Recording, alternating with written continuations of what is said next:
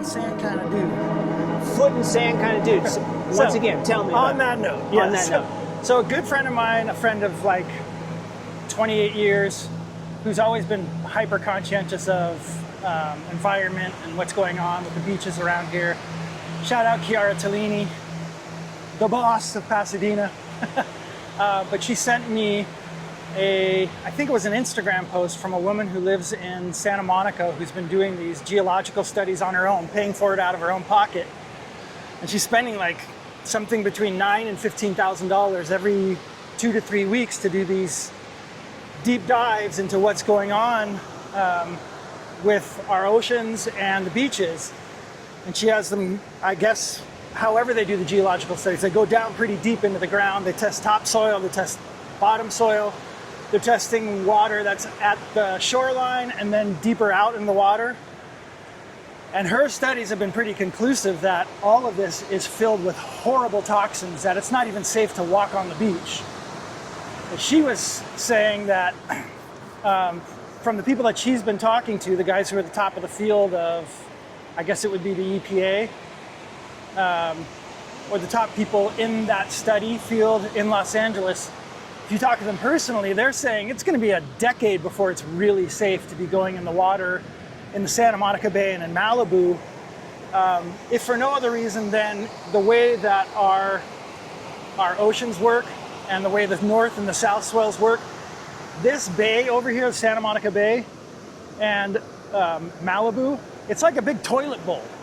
Like the water comes in and it circulates in here. It's not like when you go further out over here and you have a north swell and a south swell converging, you don't have the same thing. It's not as much of a toilet bowl. So like Manhattan Beach, the water is not as nasty, obviously, because it's much easier for the tide to come in and then pull it back out. Whereas over here in the bay, where everything's humped up against this peninsula, it just swirls because you have a north and a south swell converging right outside here.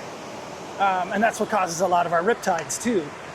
But at any rate, the studies have, week after week after week, have been pretty conclusive that the sand in the water is still really polluted, and they're not doing really shit to remedy the problem.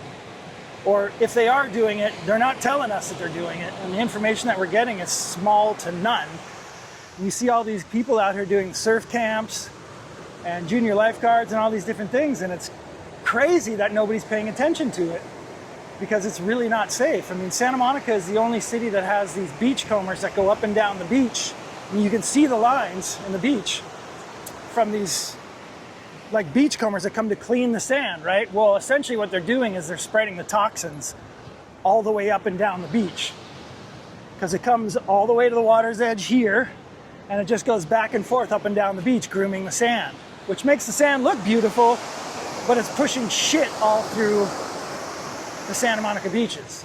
And now, I mean, not that it wasn't already a problem that Santa Monica gets rated as one of the nastiest, dirtiest beaches water-wise, but it's exacerbated like 100-fold now because they've done so little to remedy the issues of everything that's leaked into the ocean from the fires.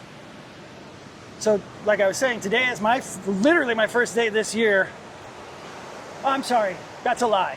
It's my second day this year, feet in the sand since the fires. Yeah. And my coffee is completely polluted.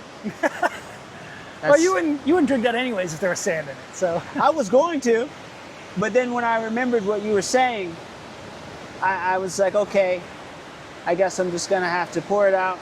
Yeah. For the homies. That's the move, for sure. Because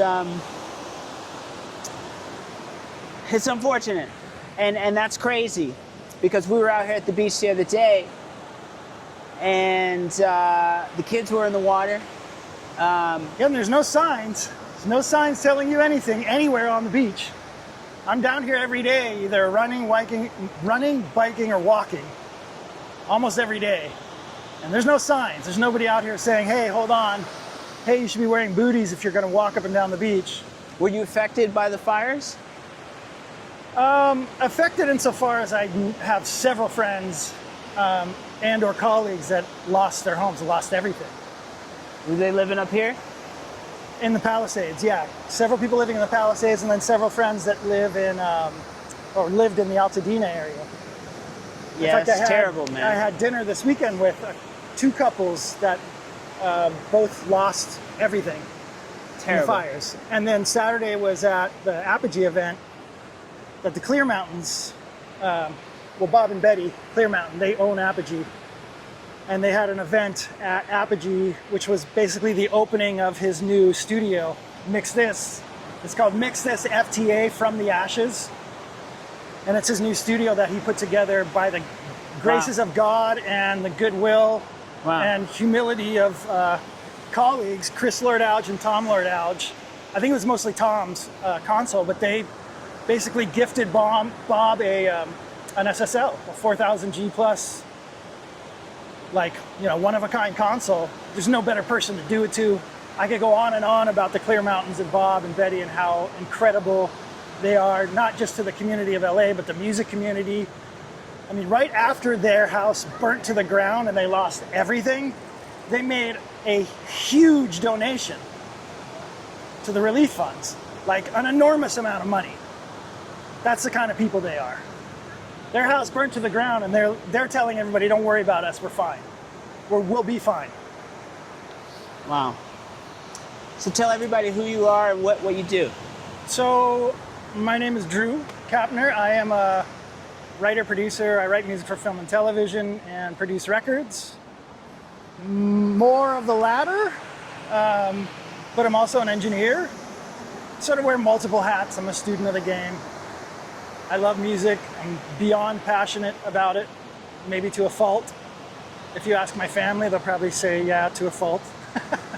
But I love it. I'm super passionate about it. Yeah, that's kind of the elevator speech of who I am and what I do. I own my own studio. For anybody that doesn't know, Damian and I have worked together. Oh man, we're pulling up on almost 20 years. Almost 20 years of knowing each other and working together. And we've done a bunch of stuff at my studio. What else? I'm a multi-instrumentalist. I'm classically and formally trained as a pianist, but play multiple instruments. Yeah, and an LA resident, LA born and raised. If it isn't blatantly obvious, I think I drip of it. Defend Hollywood. Where'd you get that shirt? This was a company that my best friend Ray Rivera started when he lived in Los Angeles.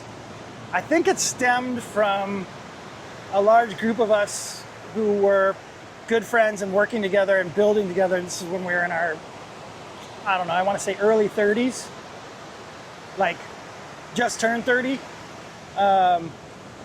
And we got sick and tired of people talking shit about Los Angeles and California. And so he came up with this idea to start a clothing line called Defend LA. Wow. And how long ago was that? That was, well, we lost Ray, it was in 2006. Yeah, 2006, Ray was, he passed. And I won't get into that because that could be a whole nother podcast episode of what happened. But at any rate, we lost him in 2006. So I would say this was probably 2003 or 4, something like that.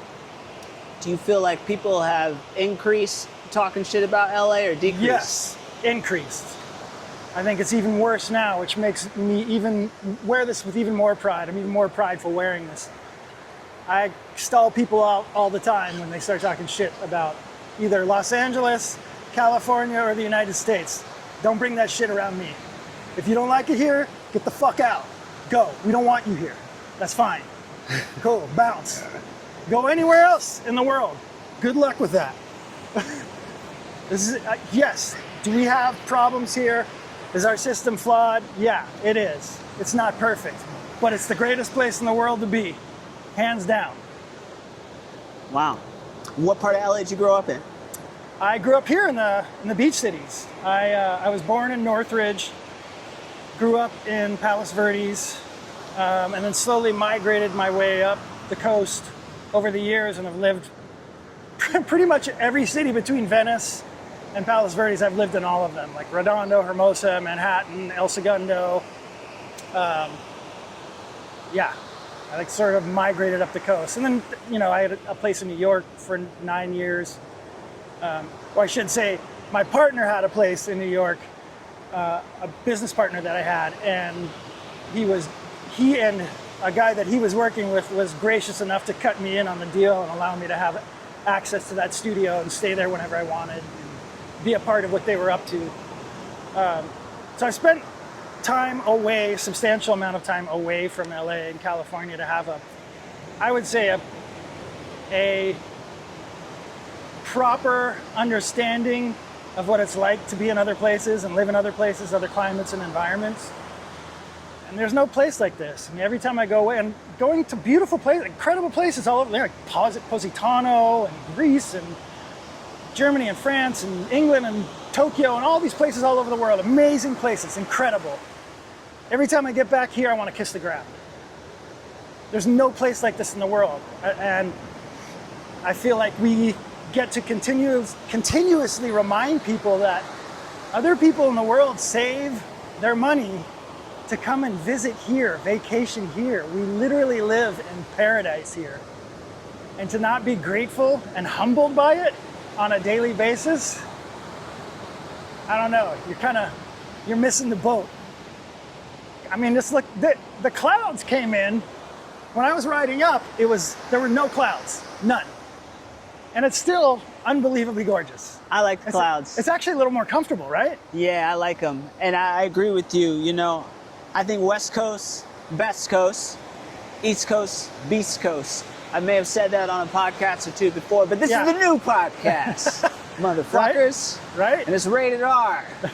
And I agree with you also in the fact that a lot of people just don't come out here enough, man. Like, this is free meditation right here. This is free for the soul. And it's many people in LA. Listen to J. Cole. They don't come. Meditate, don't medicate. There you go. Listen to J. Cole. What are you listening to right now? What am I listening to now? Rap-wise. Rap-wise? Hip-hop-wise. Oh. Man, probably still kind of got Kendrick on rotation. Okay, GNX Kendrick specifically? GNX, yeah. I mean, everything he does is unbelievable. For me, he's the GOAT. And I'm unk status at this point. I could easily be like Tupac, Biggie. GOAT. I could go on. Nah, Kendrick's it. He's the one. He's the one. Number one. He's him. Ooh. He's him. Wow. Nobody's fucking with him. Nobody. Wow. Bold words. I mean, bold words. Listen to the records. What's your favorite Kendrick album, not counting Good Kid, Mad City? Album? Album. I don't know. Some of the early K-Dot stuff is pretty crazy too. The EPs. I don't know. I'm so heavy on the GNX right now. What was the album right before that? Mr. Morale and the Big Steppers. Yeah, that's an amazing album too. I feel like he's focusing on making art, much like Kanye. Like, those guys are focused on making art. They're not following trends. They could give a fuck what anybody else is doing. They don't care. And I love that about them. You still listen to Kanye? Not so much. Nah, but I respect the artistry. As a creative entity, he's in a league by himself. He's kind of in his own world. Like, there isn't another. He's it. There's Ye, and then there's whoever else there is. But as a person, man, that's a rough one. So wait a second. There's Ye, and then there's whoever else there is. Is whoever else there is the number one and one? Where does Ye stand on that list? I think he's kind of in a league by himself because he's changed the game single-handedly multiple times. And when he would release something like 808s and Heartbreaks, people talk mad shit about that. I like endless amounts of shit about that album. And then everybody started following him, doing exactly what he just did on that album. Yeah, brother. So to me, I don't know any other artists that have done it like that. Like the Beatles, when you start comparing people that have done what he's done multiple times over, like every decade, he sets a new trend. It's not debatable. Not my favorite person, and from what I understand, not the easiest guy to work with, but he's a genius. Man, I feel Or torn. not but, and he's a genius. I feel so torn because my room is like covered in Kanye memorabilia, like Kanye lore. Yeah. And, you know, my wife, she was at work and she was listening to Kanye and she was texting me like, wow, Kanye is so incredible. But bro, it's so hard for me to listen to Kanye. Like, I don't know, it's so hard. But then a Kanye record comes on and you're like, oh, fuck. I get it. I forgot. Yeah, right. No, like I was one of the biggest. Flashing Lights came on the other fanboys. day and I like almost fell out of my seat. I was like, God, I forgot about this record. Holy shit. That was another one, like when that dropped, it was like kaboom. Now everybody's gonna do that. Look, I don't want this to turn into an anti-Kanye podcast. But I gotta say, Flashing Lights, you know that song is just like an entire ripoff of another song, right? Yeah. Like, sometimes I have a problem in hip hop when the sample isn't tweaked and it's not changed at Yeah. all and it's not reimagined. And sometimes, I get that. unfortunately, I get that. Kanye would just take a song and just rap on top of it. Flashing Lights, by far, was one of the most incredible experiences on my Kanye discography fanboy milestone. Discovering that song for the Yeah. first time, hearing it, I was like, oh my God. But years later, when I come to find that another individual already had that song and it was already a good Do you know song. how many greats we could do that with? And that's a sign of the times, too. It's like, that's such a push in hip hop. That's such a big part of what hip hop is reinventing and reimagining and taking what you got and making it work. It's like that classic quote from Friday. This ain't enough. Fucking make it enough. Like that embodies the whole hip hop lore of like, Right, fucking make it work. right. Make it work. You don't need all that other bullshit. Listen to how simple those records are. Kanye's a master at like kick, snare, one other sound, and a vocal. That's it. There's never more than 5 things going on at once. And then you have producers coming behind that like Mustard. There's another guy who's amazing at simplicity. Make the most at like, I'm not adding shit to this record unless it moves the needle. If it's not moving, I'm not doing textures and layers. Fuck that. No. Make that work. Make that kick drum work. Make that snare drum work. Make that bass sound do what it's supposed to do all on its own.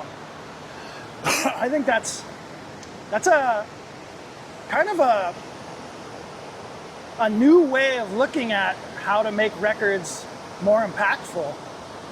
I think it's amazing. And I also feel like if you don't keep your head sort of on a swivel and keep looking at what the new trends are and what the kids are doing now, the young producers are doing now, you're gonna get lost. You're gonna get left behind. There isn't gonna be a place for you. Like, sure, I'm unk status because of my experience and age, but I don't want that to be like who I show up as in the room. I don't want people to feel like they walk into a room with me and then I'm immediately judging them because I'm the older statesman in the room. Nah.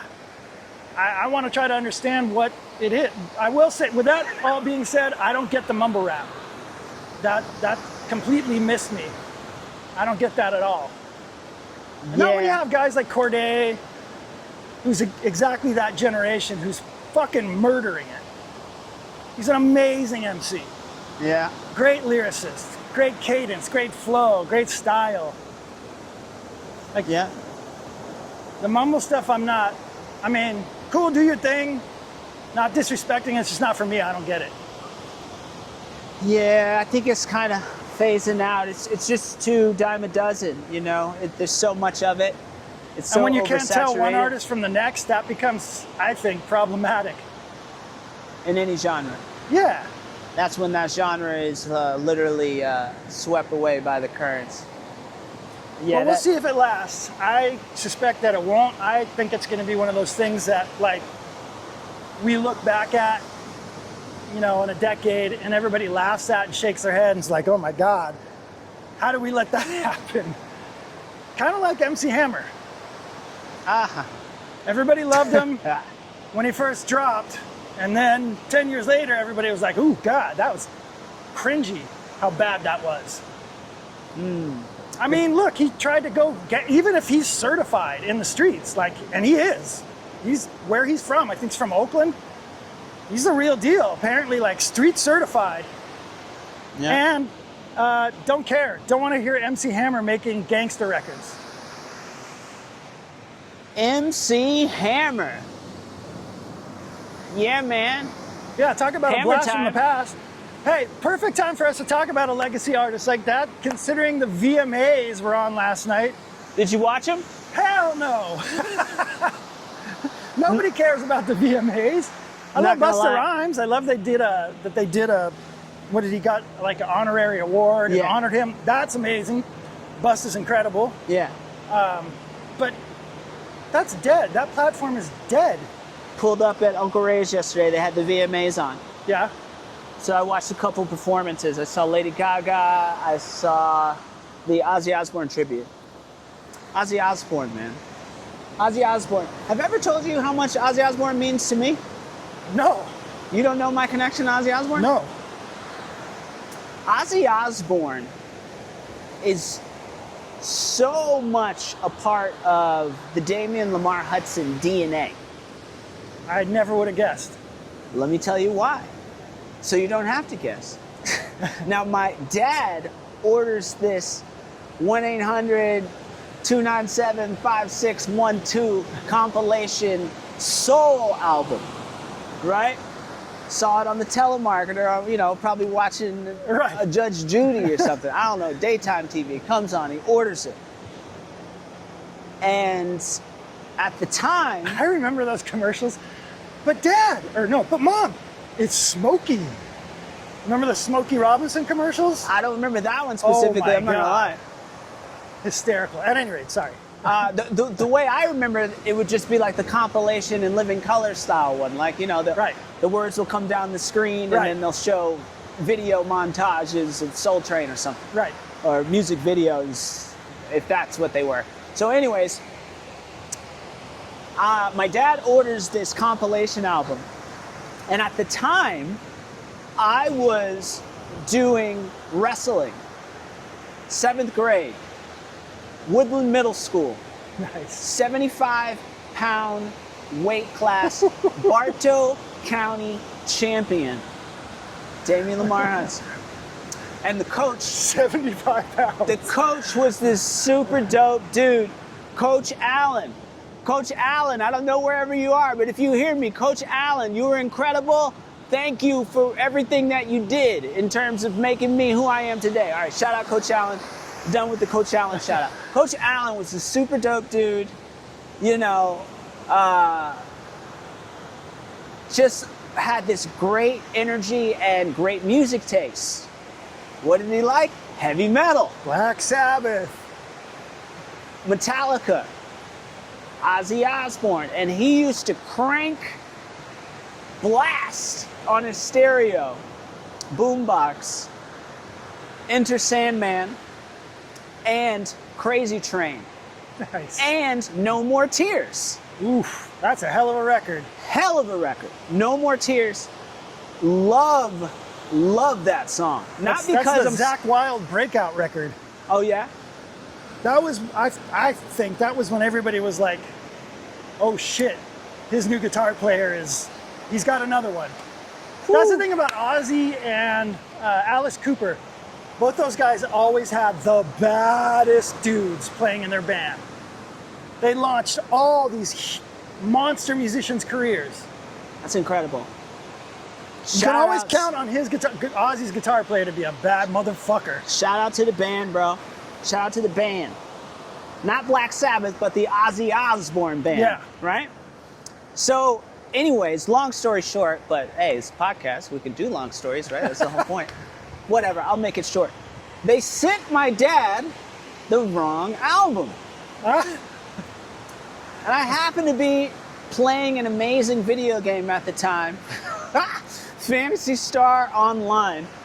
And this is a game that is just endless in terms of just hacking shit and leveling up.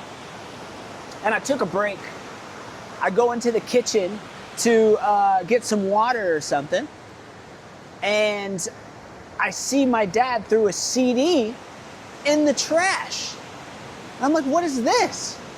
He's like, oh, they sent me the wrong damn album. He might have said something equivalent like, they sent me some white boy shit or something, right? Right. I was like, are you crazy? This is The Essentials, Ozzy Osbourne Greatest Hits. oh, shit. Double disc. Damn. I went in my room, I put the CD on. And got baptized. Bro, I had over 200 hours on this video game. There's an hour tracker. Yeah. 200 hours of my life spent playing that game. And I want to say maybe 80%, maybe 150 plus Was with Ozzy. was with Ozzy in the Oh, background. I heard that. And Great in music that for moment, gaming. Bro, my whole barrier of color and music was broken. Yeah. Because my dad had taught me there's black music and there's white music, and that's just bullshit. There's music, right? And music is either good or it's bad. Your There's dad's good head would music and fall off his shoulders if he knew that the majority of the rhythm sections on those black albums are all white dudes. oh, well, 100%. He liked Joe Cocker. You know, he had no problem with that, which I was like, at the time, Soulful as hell. but I didn't understand it at the time. I'm like, Your dad listen to probably this. heard Joe Cocker before he saw him and was like, "Ooh, bad motherfucker," and then saw him and was like, "Wait, what?" Maybe. There are a lot of guys like that. I got to give it to my dad, though. He did have good music taste. He might have had Clearly. some Clearly. palates that weren't digestible. Sure, he had a very specific taste, but the taste that he had was good. Nevertheless, in that moment, I expanded my taste, and I realized music has no color. No. It's just either good or it's bad. And boy, I listened to that album. So when Ozzy Osbourne passed recently, that one really hit me. And, you know, the tribute on the VMAs, Right. full circle now, we're caught up, that I watched was not bad. Did you see it? I did. No. I didn't watch the VMAs. Right, as we started. I don't know. Kind of done with MTV. I think I have been for a good 25 years, 30 years now. Yeah, I wish MTV was the old MTV 100%. These fools should be on the beach right now somewhere with a camera and some bands on stage, you know, putting it on TV, making content, putting it out, putting bands out. It's like, what are we doing? Like, why are y'all doing that? I don't understand. Like, so They what? don't want to spend the money. But they The bottom should line have to. doesn't. The bottom line doesn't make sense for them to keep doing what they were doing because pop culture changed so much. I mean, ask anybody that's sub 15. Because I have an 11-year-old. He's about to be 12. But you ask anybody that's sub 15 what they're listening to, and most of them are like, nothing really, I don't know.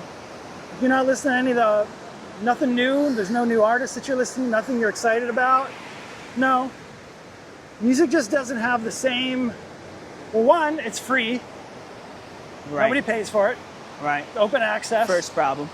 That's number one. Number two, the marketplace is so diluted with bullshit that trying to find good music and knowing where to look for it, an 11, 12, 13, 14, 15-year-old ain't gonna do that. They're sticking and moving. They're digesting media and content so fast. They don't have time to bullshit around and go through some music server to look for cool shit. That doesn't exist anymore, and it doesn't hold its same place and value in pop culture like it once did. I mean, and you and I are different generations, but when you grew up and I grew up, you walk out on the schoolyard and there's a separation by genre. Oh, those are the metalheads. Oh, those are the hip hop kids. Oh, those are the jocks that listen, you know, like you're separated by genre of music. That's what it should be. It ain't that way anymore. And that's also It's funny. I said that's what it should be. This like I'm a racist or something. That's the way it should be. Here you get the metalheads over here. I get what you mean by that. Right. I didn't. Yeah. Clearly, I have no problems with my Jewish brother over here. Like we are brothers. Oh yeah. Right. But you know what I'm saying, Yeah, right? Like people 100%. should be listening to music, and people should know what they like. And it's sad that Or identify with something. I mean, that was the big thing about music growing up, was that it was something that was immediately identifiable with the way that you thought or believed things were or could be or should be. Like the separation between California music and New York music, or music down south, music up north. right. There was a distinct difference, and there is a distinct difference in hip hop. You can tell the stuff that's from down south Right. from the shit that's from New York and the West Coast. Awesome. We don't have the same bleed that we did before, where it's getting into the root of culture. Like, it doesn't have the same, music has become sort of wallpaper, expendable, you know, oh yeah, I heard that, I listened to that once, what else you got? People don't live with albums anymore. They don't live with the music anymore. It doesn't carry the same weight. And it's because of the way culture has changed.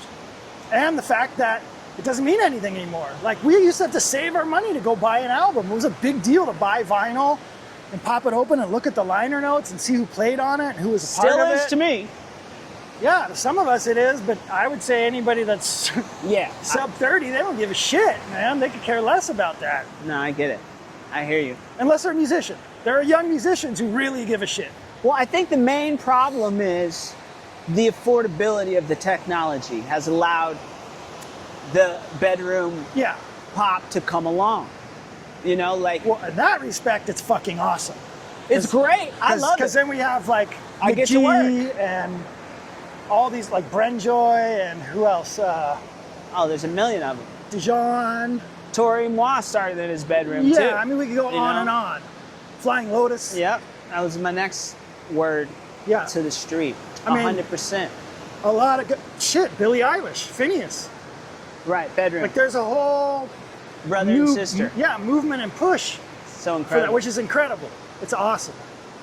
And I think that goes back to leaning into my point of trying to understand what new motivation is and what the next generation is on and what their push is and what they want to do and how they want to do it and why they want to do it. Speaking of which, you think you'll ever be the Phineas to your little princess? If she wants to do it, she definitely seems like she's going to be an artist. Way more than the young king. The young king is marching to the beat of his own drum. Yeah. I think he'll probably do something in engineering, not music. Right. Engineering, not doing what I do. Not that kind of engineering. No, the kind of engineering where you can actually make a living. Hey, we're making it, brother. We're making it. We're living, aren't we? Absolutely. These guys But are living. Look at these guys. They're out here practicing. I would say if it wasn't for my dad, when I decided that I wanted to be a professional musician, if it wasn't for him saying, that's fine, you can do that, but don't just be a piano player. Learn every single thing you can, because not everybody's gonna need a piano player all the time, or a keyboard player, or a synthesizer programmer. You gotta learn everything you can, and with a Smart voracious dad. appetite, because if you do that, then you'll always be able to work. Smart dad. And it's very true. It's saved my ass. It's made it so I could survive in Los Angeles and continue to work. I mean, my biggest accolades are not writing and producing, they're engineering. Well, that's not true. Engineering and vocal production, but not the full McGill of, which is what I make my bread and butter on. Yeah, my biggest accolades are the other things. So that just lets you know right there. Like, and thank God for that. Thank God that my dad put that in my head early on, and it stuck. It wasn't one of those young man things of like, whatever, Dad. What do you know? You're not a musician. How do you know? Besides, I'm bad. Like, no, you're not that bad. Unless you're the top 0.00001%. And I hear the guys that are not even close to that, and they're burning me. And I've invested a life in it. Man. It's very humbling. And it confirms to me that it was really smart of me to focus my energy in multiple different places and not just wholeheartedly focus on being a pianist. Have you ever thought about doing anything else? Other than music? The only other thing that I thought about doing that I thought would be fun and challenging would be to be a surgeon. Wow. Some sort of a specialist. I could see that. Something in the medical profession, because I'm consistently amazed and in awe of how the human body works, how resilient we are, why some people are predisposed to things that other people aren't. Yeah, I could see that. I think you'd make a great surgeon because you are extremely particular, you know? Yeah, like how is it that some people can be like a raging heroin addict and come out of being almost killing themselves by shooting heroin into their body and come out the backside of that like healthier than people who are in the fitness industry. Like Anthony Kiedis from the Red Hot Chili Peppers is like, they need to do studies on him the same way they did studies on Keith Richards. Did you ever read Scar Tissue? That's, I did, yes. In fact, some of the stories in there, I was actually there. Really? Yes. You worked with those guys? The Chili Peppers? I toured with them. You never told me that. Well, I toured with them with the band that I played in. I played in a group called the Bus Boys. I got picked up by them when I was 15 years old. And we toured with the Chili Peppers, with Cyndi Lauper, with ZZ Top, with Fishbone, with a bunch of different people. Wow. Untouchables. I didn't know that. Yeah. Yeah, I played with them I was in the band for like 5 years. And it was 5 years of nonstop go, go, go, go, go. I knew the Bus Boys chapter, but I didn't know that included running around with those guys. Yeah. That's we toured with crazy. them. Some crazy stories. I mean, there were some stories where, well, I mean, it says it in the book, so I'm not letting anything out of the bag that would piss them off if they saw this. There were shows where Anthony was so whacked out of his noodle, he couldn't sing. I mean, Flea came busting into the dressing room. We shared a dressing room with Fishbone, at least at this show, and he comes busting in the dressing room. Does anybody know the lyrics to our songs? Like, I don't think he's going to be able to go on. Can one of you guys? And I'm like, of course, because I was a huge fan of them. In fact, I got made fun of for being such a big fan of them. I think it was a True Men Don't Kill Coyotes. Is that right? Was that an EP? I know that song was on the first album, but I think they did an EP before that. At any rate, they came busting in, and everybody knew that I was a huge fan of them already.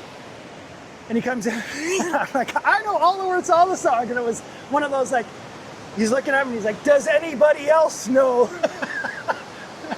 No way you're getting up there and singing with us, kid.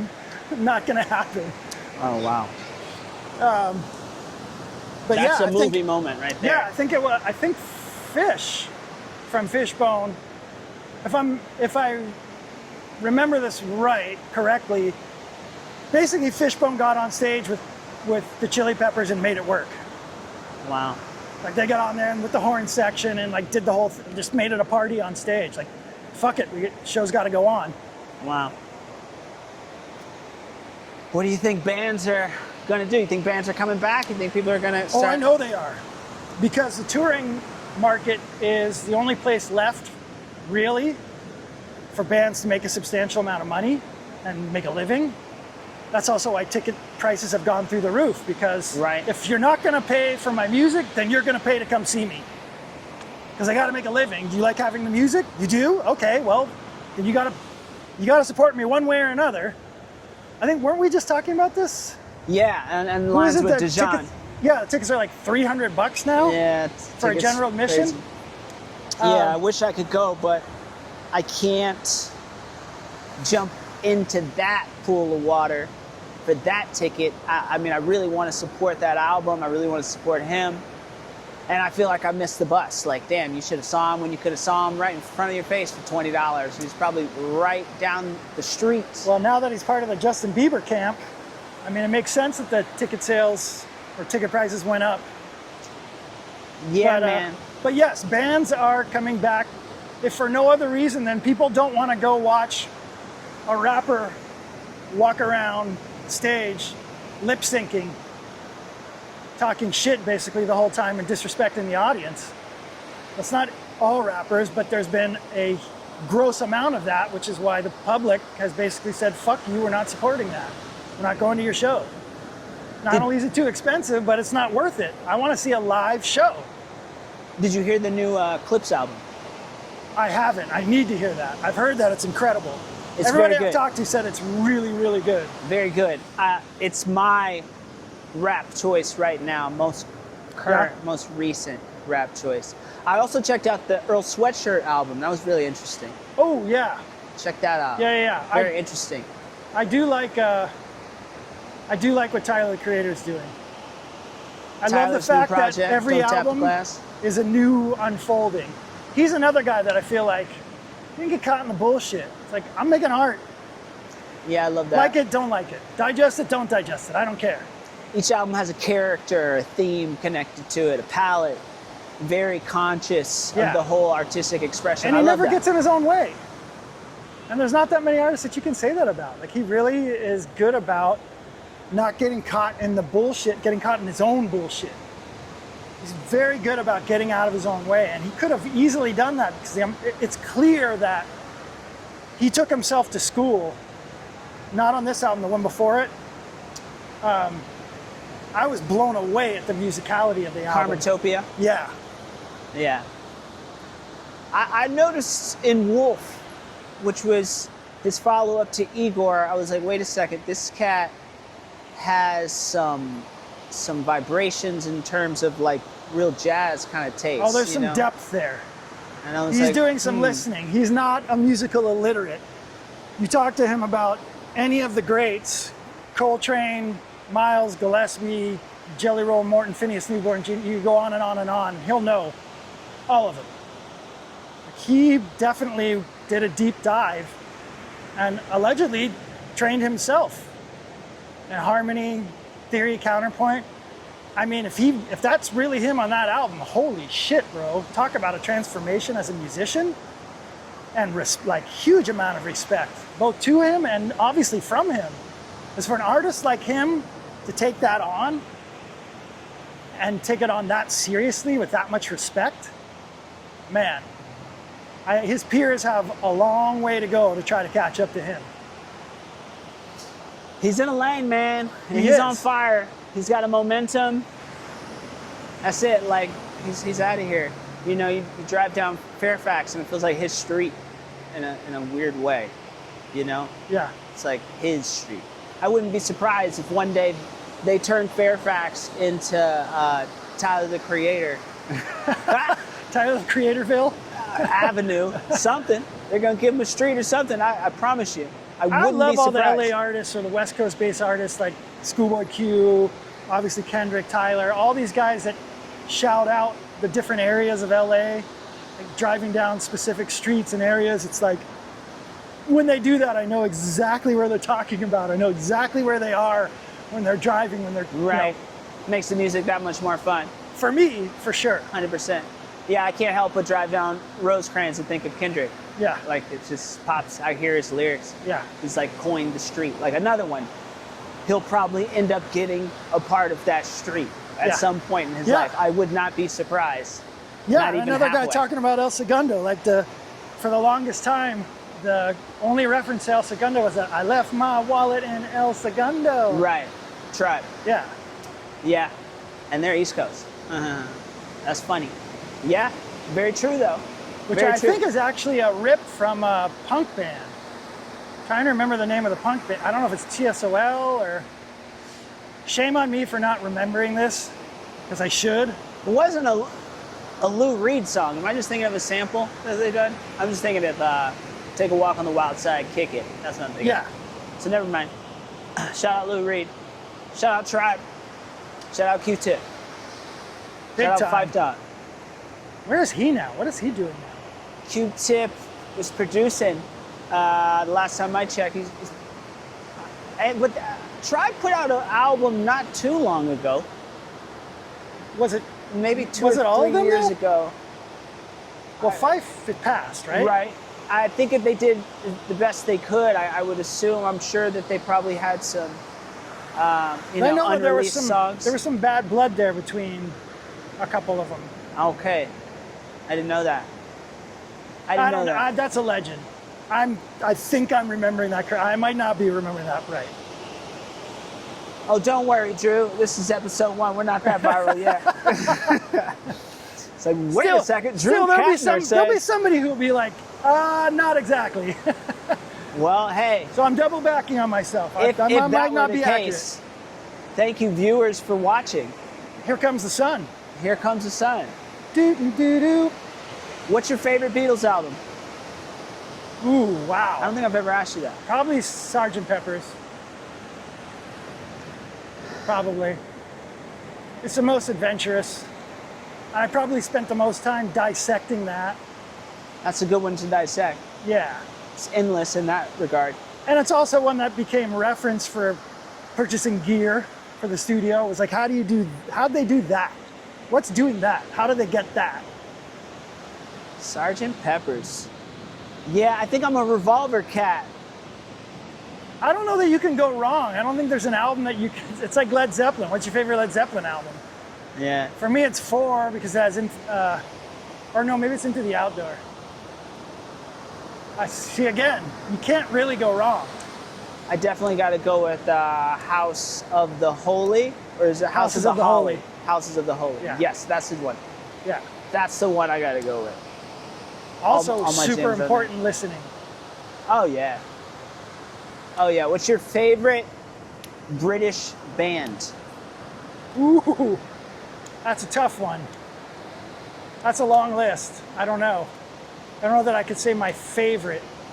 Sure There's several that are at the top of the list. You have Radiohead to. is for sure one of them. Yeah. Beatles for sure. Led Zeppelin for sure. Yeah. But then there's also the stuff that's not rock, like Depeche Mode, Thomas Dolby, The Cure. What else? I love Radiohead. Radiohead has always been one of my all-time favorites. But I think I got to go with the Beatles. I think so. Or Pink Floyd. I think in another life, I was an Englishman, like a hopelessly patriotic Englishman, because I have been obsessed with British culture since I was a little kid. I mean, I used to beg my parents to buy me like Union Jack shirts, and wear like Union Jack shirts to school. I was literally obsessed with English culture. Loved The Who growing up. I mean, I could probably sit here for 20 minutes and name English bands that had a titanic impact on me. Well, you still haven't named one that you love the most. So we're going to be standing here a very long time. I would probably have to be the Beatles.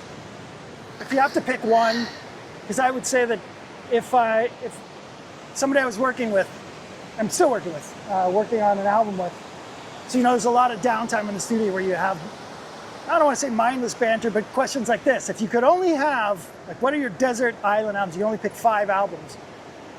Desert Island question. Everybody loves that question. That's one of the Desert Island albums. I'm pretty sure I picked was Beatles. Either that or Radiohead. OK Computer. That's another album that I've literally wore out a CD of that. Like wore it out. It wouldn't play anymore. Yeah. I've listened to that album so much, so many times, on so many different continents and so many different places around the world, and I'm still discovering shit on that album. That album is a fucking masterpiece. That's In Rainbows for me, in terms of really wearing it down. And I just remember being in love with this girl, and that album being so big and heavy. Oh, The Police. That's another English group. Huge. Sting.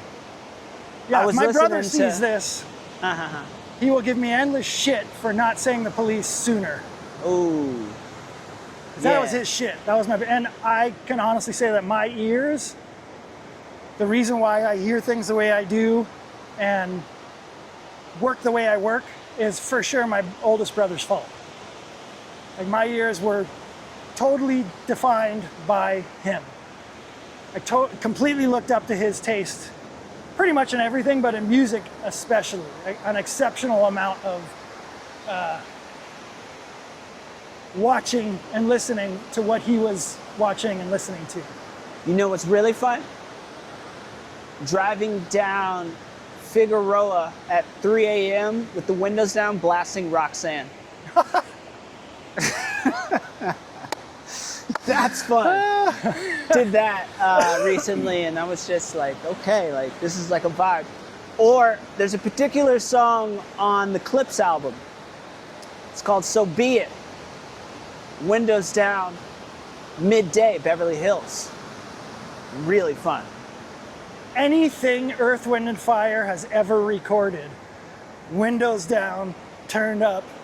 I mean, there's a huge body of music that works amazingly well in Southern California. Right. At any time of day or night, it just feels, it's dripping of Right. Southern California. Like Right. everything the Eagles ever made. Right. And take Hotel California out of that equation.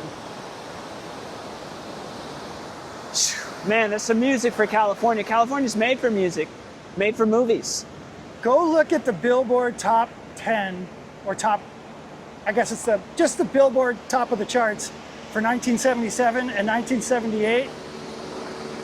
Here comes the LAPD. Yeah, baby. Ghetto Bird! My grandma used to always say, go get him, go get him, go get him, go get him. Cop comes rolling by. R.I.P. Johnny Bell Lockhart. Go get him, go get him. Go get him, guys. That's an expensive joyride. Defend Hollywood. What's that? Defend Oh, Hollywood. defend Hollywood, yeah. You can gotta those get guys, him. those Sure. guys aren't defending shit. Man's is flying. He's having a good flight. He's like, yeah, let's go down the beach. Thank you for the tax dollars. Let's go cruise the beach. Yeah, man, this is nice, bro.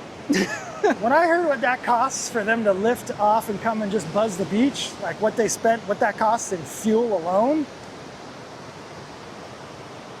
bro, you guys got other shit to do than buzzing the beach. Gavin Newsom. You think he's going to run for president? I absolutely think he's going to run for president. I saw a weird advert, as they say in the UK, for Gavin Newsom during the VMAs. I was like, what is this? This looks like, it looks creepy, the way that they shot that. Well, they're trying to set him up to be the Democratic candidate. Creepy. Problem is that he has so many misgivings that the public opinion on him is, if you do win the candidacy, there's no way you're going to win. Look, I don't want to make this a political podcast, but I'll say this much, my brother. California alone will never allow Gavin Newsom to be president of the USA. I don't believe it. Like I said, there's too much water under the bridge for him to be able to pull it off. Although, that being said, I said that the first time around with Trump, there's no way this guy is going to get elected. And there's certainly no way in hell he's going to beat out Hillary Clinton. I tell you what, they filmed it like he was already elected. This production that I saw, I was oh my goodness. I don't know if it was the 60 frames per second cooking or that TV that Uncle Ray's got. I don't know what it was, but I was like, this is kind of scary. Well, it's going to be interesting to see what happens come, 2026 with the votes, midterm. It's going to be interesting to see what everybody does. And then 2028, who is going to be the Republican candidate? I mean, we're still a ways out, so we still have time to figure that out, but whew. Yeah.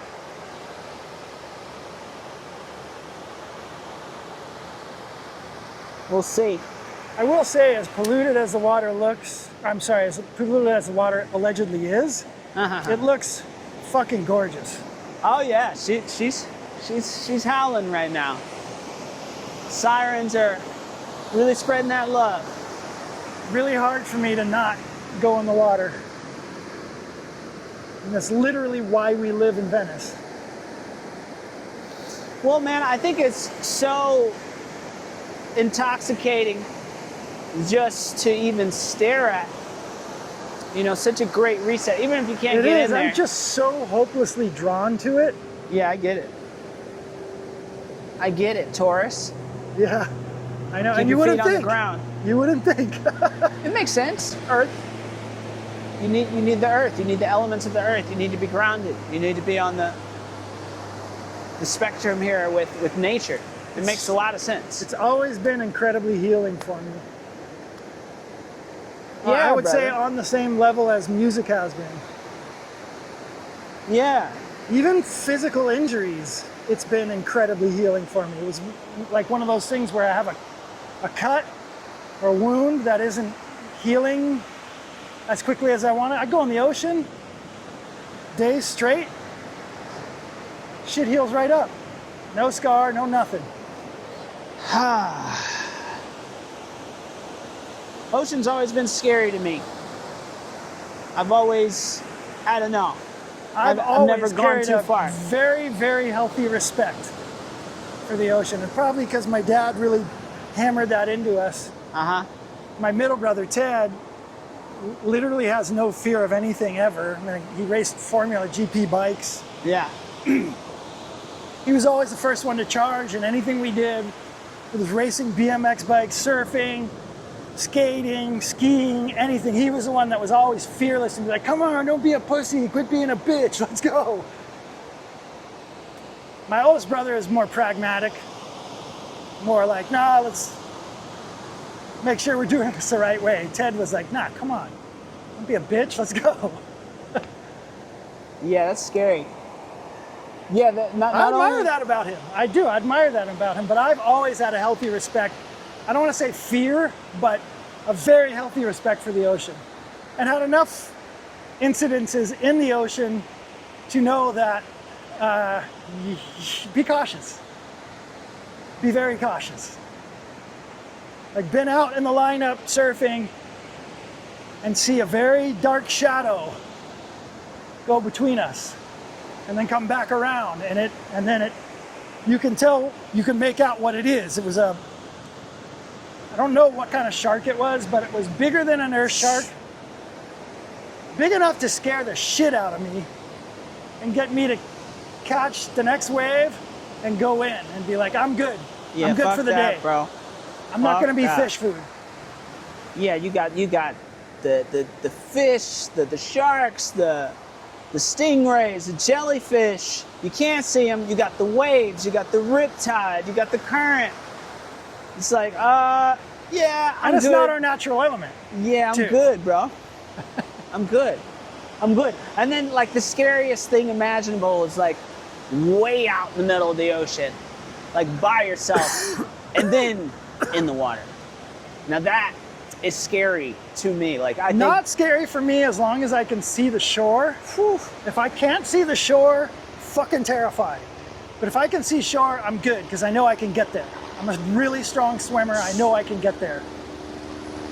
Here they come, round two. They went around the back. Go get him! Go get him! Go get him! Go get him! They're going Is to that get your him. grandma that used to say that? Yeah. Seattle, Renton, Washington. You know, the old 90s cop car goes rolling by, you know, sedan, like old school. Go get him! Go get him! Right. It's like, yeah, Grandma, get your adrenaline up. Get rolling. I think maybe I have a reaction like that when I see a fleet of cop cars, you know, go buzzing by with the lights going and the whole thing, the whole regalia. Yeah. Whoop, whoop. You see a bunch of them buzz by, you're like, ooh, go get them. Somebody. Go get them, boys. Somebody's fucking up. Somebody. Because if it's a group of you mobbing out like that, somebody's Right. doing something they're not supposed to be doing. Right. Yeah, man. So when we getting in? We should do it soon. Before the 22nd. What is today? Oh man, we good. It's the 8th. Yeah, before the 22nd. This week, next week. first thing we got to do is just check out those files from that locked in session. Oh yeah. That's like kind of been really on my mind. I'm just so curious. That's top of my list. You know what's funny is that I don't even remember recording anything other than Mr. Machine. I know. So Me too. So it'll be interesting to see what's in there. It's something. There's 3 or 4 ideas. I mean, I just went through 2 drives of records to submit for a new project. And I'm shocked at how much music is sitting on those drives. Oh man, don't get me started. And then even more shocked at how many references I have that I can't find the sessions for. Oh wow, that's not fun. That's super fucked and heartbreaking because there's some records in that pack that are fucking bananas, and I don't know where the sessions are. I still have a couple of drives, like archive drives, that I got to go through to see if I can even drum them up. Or I'm just going to have to take that as a message from the gods that are just saying, move on. Let it go. Yep, make new Next. records. Those didn't make it for a reason. Nobody picked those for a reason. Yeah, there is that. They're amazing to you, and not to, I mean, how many times have you heard producers talk about, you're thumbing through, right? You're doing the pass the aux, you're in a session, people want to hear what you're up to, like, what did you bring to play for everybody? And you're playing them the shit that you think is your most fire shit, and they're like, what else you got? Next, that's cool, what else you got? And you scroll past the ones that you think are the bum tracks, the duds, and they're like, wait, what was that? Wait, play that. No, that shit's fire. What the fuck is that? Why didn't you play us that first? Because this shit's trash, that's why. But fuck it, you want it, that's cool. It's 15 years old, but cool, you want it. I don't give a shit. Why not? But I can't tell you how many times that's happened to me where somebody else is like, no, this shit's fire. I think it's garbage, but okay. How do you not want this? This is what's fire. Nah, that ain't it. Why not?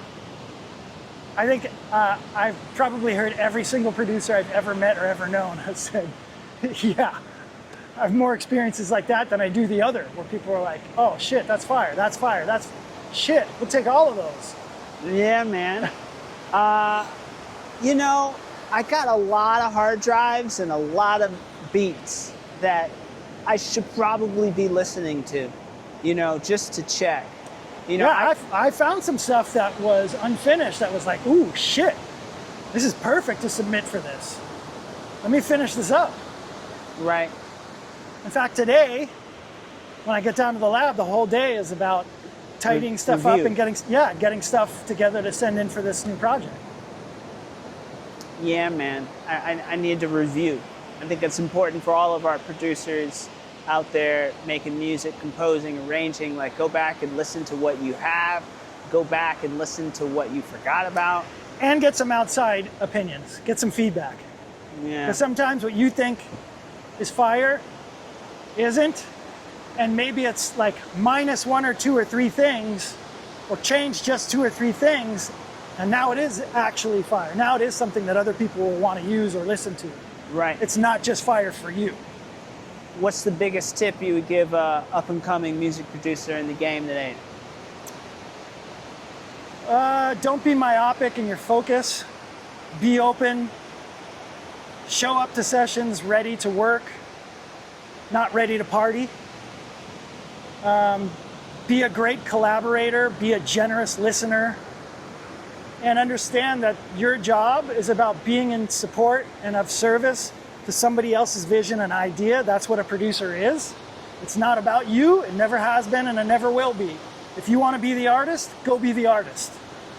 If you're a producer, you should be in service and in support of what the artist, whoever the artist is that you're working with, that's the gig. The greatest producers of our time, of any era, the greatest producers never got in the way of the artist. We remember Michael Jackson, right? Everybody heralds him as the pop king. Nobody talks about Quincy Jones. Quincy Jones is Michael Jackson. There is no Michael Jackson without Quincy Jones. Right. but he never got in the way of that. He was always about the artist. Right. Dr. Dre, even though the focus, he was one of the guys that ushered in it being about producers. But look at the artists he created. Right. He never got in the way, ever. If you could tell your 30-year-old self a warning, Oh, what warning would you give? be careful how you show up in the room. Because who you show up as and how you show up is more important than how good you are or how talented you are.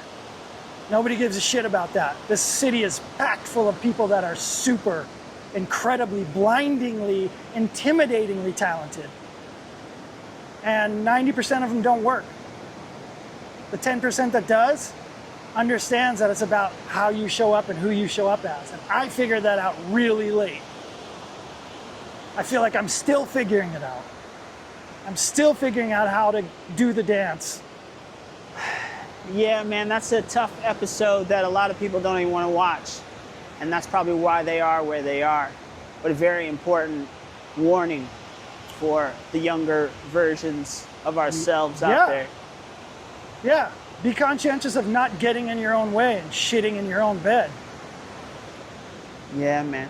It's usually not the other people. 99.9% of the time, it ain't the other people. And then the other thing is, I'll leave it with this one. Nothing is happening to you. It's all happening for you. So if you keep running into the same thing over and over again, the one common denominator in that is you. So maybe you get to look, and generally, in a general sense, you get to look at what it is about you that isn't working.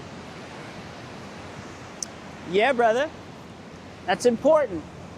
We all have to really examine ourselves and analyze ourselves sometimes in the process. We got to hold a mirror up to ourselves sometimes. A lot of people don't want to do that. A lot of people don't want to really dissect themselves and be hard on themselves, because it's, at the end of the day, nobody's going to tell you how you're showing up unless you got some good friends that will actually check you. But most people in this day and age are only trying to facilitate their own matters. So you have to be overly analytical about your own flaws. And if you want to progress, you have to adjust. You won't be successful here if you can't be self-aware. I mean, even somebody like Kanye, with all the challenging things that he's said and done, he's incredibly self-aware. He knows exactly what he's doing. He knows exactly how it's going to stir the pot when he says what he says or does what he does. It's very true. Very true. One day they can make an opera on Kanye. I mean, They already have, I think, actually. Didn't they do that, actually, at Hollywood Bowl? Did they? I think they did do something like that. There probably will be at some point. Yeah. What a story, man. Somebody equated, shout out Brandon David, my old podcast buddy. He sent me a piece of content that was comparing Anakin Skywalker to Kanye West. And started it as like the baby version and worked all the way up. And it's crazy. It's actually crazy. You know, I really love Darth Vader. If anybody knows me, they know I love Darth Vader. I got Darth Vader everything. Darth Vader USB goes in the NPC. I got Darth Vader helmet. I got Darth Vader first whip. cup. That first whip was the Darth Vader mobile. Man, I need another Darth Vader with a couple numbers attached, if you know what I'm saying. Yeah, My brother, buddy. Tell everybody where they can find you and what you're working on that they should be excited about. The couple of things that I'm working on right now, I can't talk about NDAs. yet, unfortunately. Boom, you can't hear it. But there's a series of feature films that are slated for production that I'm going to be involved in, doing the score and the sound design for, coming up. I'm imagining those will probably be out of post by the end of next year. And working on a couple of album projects, one of which is attached to one of those features. And it's going to be a whole movement for this artist. There's going to be movies and merchandising and probably a whole thing. I don't know the myriad of how many different things they're going to diversify this in, but it's going to be a whole branding movement. How insane is it that when we plopped down here, this was completely covered in clouds and now it's this? Yeah, they get to see the whole progression. Yeah, that's insane. Quite different from Kanye, huh? Yeah. But Darth Vader joke, dark side, bitch. This is rated R, by the way, guys. So if you got kids, this is not for you. To my wife, I'm sorry. But we'll be having, Damian and I will have a couple of new R&B records by the end of the year, I'm sure. Certain of that. And there's a couple of rock projects coming out. Oh, one of the big, speaking of rock music, okay, this is something that I did. I finished, was it finished at the beginning of the year or the end of last year? I think it was finished at the beginning of this year. It's a rock project called Freeze Machine. A really good close friend of mine, Jordan Schmidt, and I did this project called Freeze Machine. I believe you can find that if you do a search, Freeze Machine, maybe it's freezemachine.com. Search Freeze Machine on any of the streaming platforms and check it out. That's an album I'm super proud of. Incredible artist. The records are pretty fucking hard, and leaning very hard into heavy rock and progressive rock, and there's a little bit of shoegaze stuff on there, but for sure, dripping of California. And That's right. And really, really fun rock records. So if you like rock, check it out. I would be shocked if you poo-pooed on it, but you never know. Not everything's for everyone. Yeah, neither is poo-poo. But that's something I'm super, super proud of that I did recently. Yeah. And where can we find you, my brother? Where can they follow you? TrueKapner.com. TrueKapner.com. Yeah, DREWKAPNER.com. And that's it. That's the spot. That's it. And that will have the link to the studio, and that will be getting updated. The website will be getting updated with all the new stuff that's going to be happening that we are up to now and we'll be up to for the next, 6 months or so. That's a golden opportunity for a photo. Oh shit. You can't see it, but there's a homie pulling a cart by us. It's got all the beach accoutrement necessary. Was it in focus, Mr. Lemar Hudson? That's the real question for my Konica C35 EF. You checked out that video? Yes. You didn't see that I did. I just wanted to make sure they knew you checked it out. Oh yeah, that shit's fire. Just kidding. Just I love kidding. all Shameless plug. The new photo journaling. Dope. And those Ashanti photos are fucking dope too. Oh, thanks, bro. I saw you. Those Thank came you. out great. Thanks for the love on that. Thank you. I saw that. That was the most recent. Man, piece this of is love extraordinarily gorgeous. If you can get a shot of the bay right here, that is something else. Let's let them see it. Let's let them see it, my brother. This is why people come to vacation in Cali. Yeah. The only place I've ever been on the planet that has this kind of a feel is Italy. I want this podcast to be very organic. I want it to be a bit about photography. Perhaps music pops up in conversation. Right. There'll be an intro, an outro. But the real concept here is facing this to the direction of nature. Really getting that perspective and humans in nature. Humans being in nature. Well, the next time they'll see us doing this will be in the mountains somewhere. So right. How I'm definitely dope gonna is bring you back. No, 100%. I got a lot of amazing locations planned. That'll be a fun episode too, because we'll be on some shit. Yeah. We'll be in deep creative mode. Yeah. No, I'm all about it. Man, look at that with the sailboat. Nothing like being on a true project. Somebody really out locked. there on a surfboard by themselves is like the ultimate shot. Yeah, no, it's fires. It all looks great. That's one thing. I want some stills from this. Shit. Oh yeah. It's a beautiful day. It's a beautiful day. And you're crazy right. It was so overcasted when we first came out here, and now it's just like, look at it. You know, which gives the listeners an opportunity to go watch this on YouTube. If you're listening to this right now and you're hearing the vibrations and you want to actually see what Drew's talking about, totally make sure you also watch this on the official Damian Lemar Hudson channel. Ladies and gentlemen, this is the Voyager Talks, and I am so honored today having my big brother over here, one of my greatest collaborators of all time, Mr. Drew Kapner. Ladies and gentlemen, in between Venice and Santa Monica, the pier is over here. We have the vibrations of birds and gentlemen selling the greatest merchandise available Paletas. for your refreshments. Who needs a paleta? Come and get it ahora. This is Los Angeles, Aquí. California. Or technically we're not in Los Angeles, California, or are we? We are. It's Los Angeles County. Okay. Santa Monica is a city inside LA County. Boom.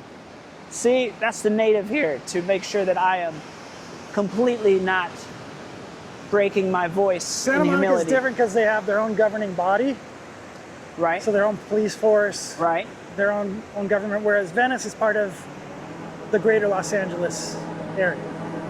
So it's LAPD. It's, So wait, is Santa Monica in Los Angeles or no? it is. Okay. Los Angeles, California, ladies and gentlemen. Yeah, buddy. I rest my case. What a great number one, my brother. Thank you so much for coming out. LA. Couldn't start it here. Love you, bro. Love you too, brother. Appreciate it. Yeah, man. Thanks a lot, everybody. Thanks for watching. Yeah. Thank you for watching. Peace. Till next time.